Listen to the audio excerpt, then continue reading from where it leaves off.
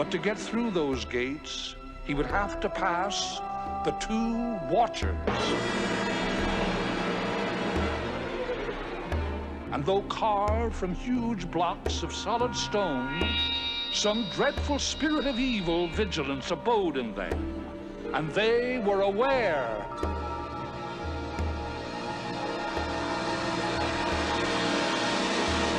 The Cirith Ungol Watchers are essentially Sauron's security guards. 3-headed, 4-armed monstrosities, made of stone that have the ability to stop intruders in their tracks. Samwise had to use the Fail of Galadriel just to get by them. They're such a fun component to Tolkien's Legendarium that I really wanted to see them on the tabletop. So I thought, hey, why don't I proxy them as an Orc Shaman for my Cirith Ungol Legendary Legion? So let's get into it. I'm Joe from Winchester Wargamers, and here's how I made a Cirith Ungol Watcher for my Cirith Ungol Legendary Legion. Subscribe for more Middle-earth and Wargaming content, and hit the bell icon. To start, I would need a torso. For this, I grabbed this Lurtz conversion I was planning on making. This was for a side project I was going to make as part of the Objective Markers video, which is linked above. It was supposed to depict Lurtz in the Tower of Orthanc, talking to Saruman when he's lit by moonlight. However, it would take me way too long to sculpt all the musculature, so I decided to bin it. So I'm going to take it apart and use the torso. It's from an Uruk-hai Berserker. Ripping the arms off, I would need some heads. They're described as having beaked bird-like features, so I wanted to push this a step further and go for a creepy look. These bird skulls from the Citadel skull set would work perfectly. With the heads and the body complete, I would need to source a pair of legs. I didn't want legs that would be too reminiscent of cultures in Middle-earth. And also, thinking back to statues of antiquity in our own life, I thought of these old school Greek statues. Therefore, I used these Spartan hoplite legs, clipping them off the sprue and sawing them off at the waist.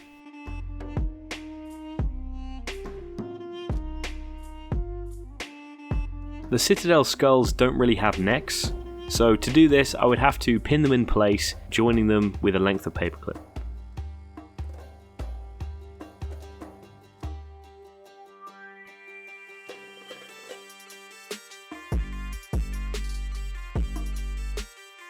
I wanted to position the heads to be 1 looking ahead and 2 at the sides. This is how they're often drawn, and also it gives them the most visibility.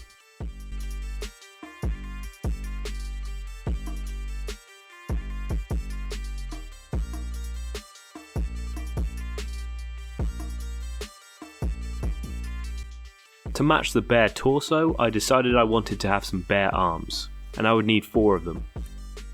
I sourced these from various historicals, so I used the Spartan hoplites again, I used some Zulu warriors, any kits I could get my hands on with bare arms I decided to use.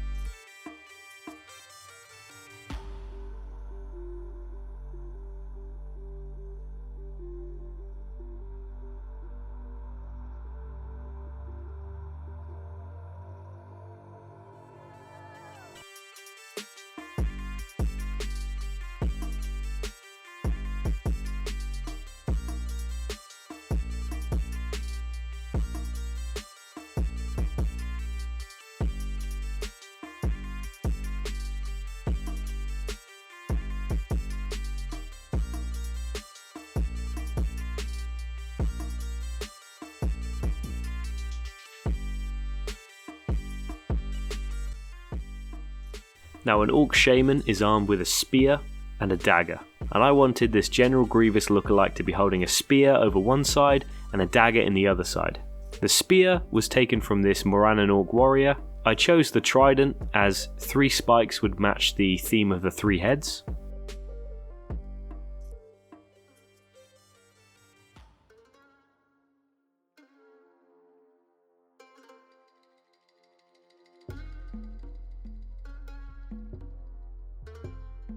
Everything was glued in place using plastic glue.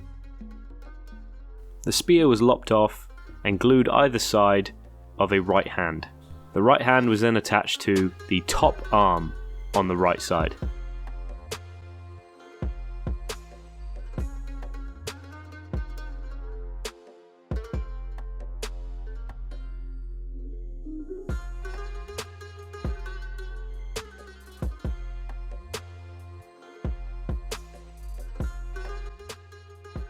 The dagger was taken from the Spartan Hoplite sprue.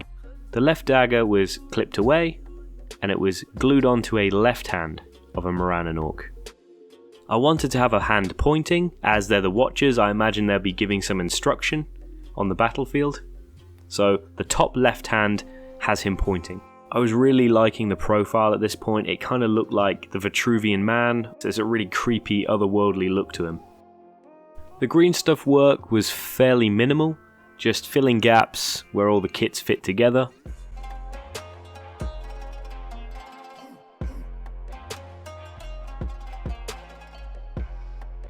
The only real sculpting I had to do was to fill out the neck area. And also I wanted to give them this weird looking mane that you can see in this kind of artwork here.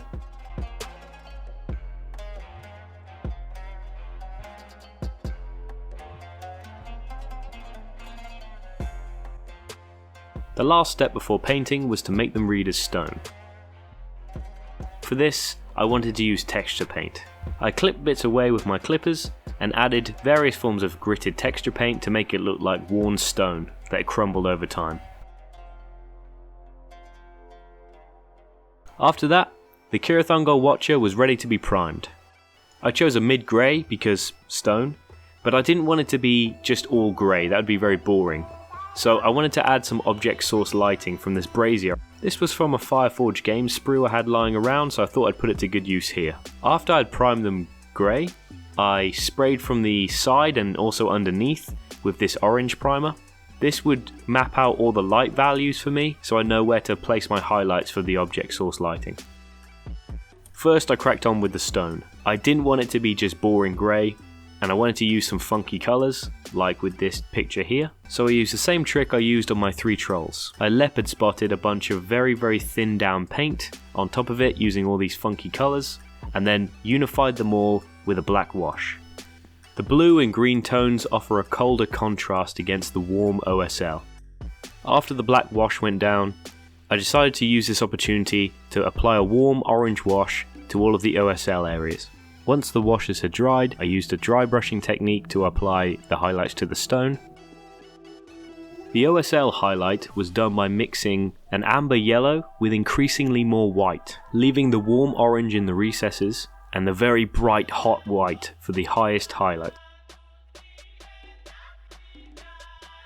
Aside from the laces on the statue, sandals, and other sharp areas, I basically highlighted up in circular volumes, trying to evoke light dancing off a subject. Now I could have left this here, but I wanted to add one more light effect, so I wanted to make it look like the eyes were glowing and therefore the stone had been animated into life. I applied 2 layers of white ink into the eye sockets. Using some thin down contrast paint, I dolloped them into the recesses to make it look like a glowing eye. I used the same paving stone bases as I did for the rest of my Cirith Ungol force, with the only difference being the warm glow of the brazier. I clipped the legs away from their base and pinned it into place using a paperclip.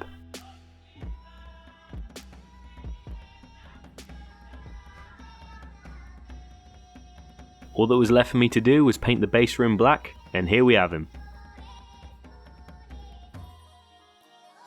Oh man, he's so weird looking, I love it. I think the Watcher fits in really nicely with the rest of my Cirith Ungol Legendary Legion. Every single miniature is unique, most of them are kit bashed, like my Cirith Ungol Orcs. See the video linked above for how I made these. The ancient Greek hoplite legs give it a really ancient look. Multiple arms kind of resemble some Hindu gods.